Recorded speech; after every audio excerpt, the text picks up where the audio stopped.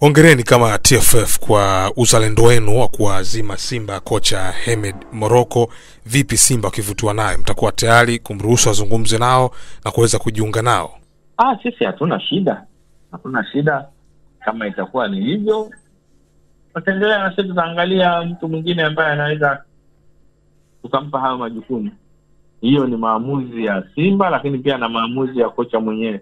Watakapokuwa wameridhiana, sisi hatutakuwa na objection, kwa sababu nia yetu sisi ni kuzisaidia timu zetu na kuzipa support kubwa tu ya ushauri na support ya timu kubwa inawezekana. Lakini pia yote haya ni mazingira rafiki yaliyowekwa na serikali yetu ya Jamhuri ya Muungano wa Tanzania kwa kutuwekea mazingira rafiki ambayo yameweza tukacheza mpira, lakini pia tukapata wawekezaji, lakini pia na support nyingi tu ambazo zinatoka. Kama mnavyoona kuna goli la mama, lakini timu zinahudumiwa kwa kiasi ambacho kinapatikana, lakini pia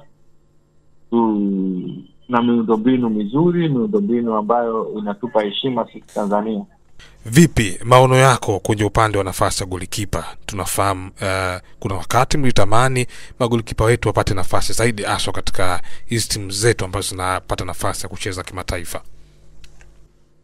Sisi kanuni tumeirekebisha, timu isiwe na magolikipa wawili wa kigeni, lakini uwezo ukawabana kwamba nafasi hizo, ujue mpira hauna ubaguzi.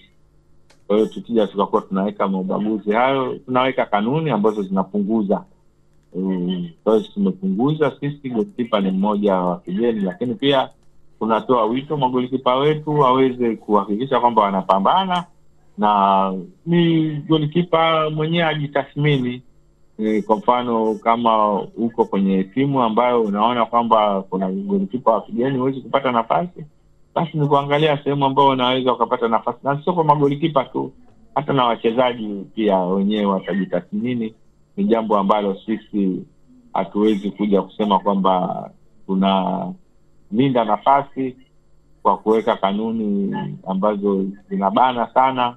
Tutakuwa tunazihimiza vilabu, lakini pia tutakuwa hatuwapi nafasi pia magolikipa wetu au wachezaji wetu kuweza kujitahidi kuweza kupata ushindani. Hatutaki wabweteke. Kwa hiyo ndio kitu ambacho tunasema kwamba kanuni zetu tunaziweka angalau ziwe katika utaratibu mzuri, lakini hatuziweki kusema kwamba kusababisha wachezaji wetu tuwalinde ili waweze kubweteka.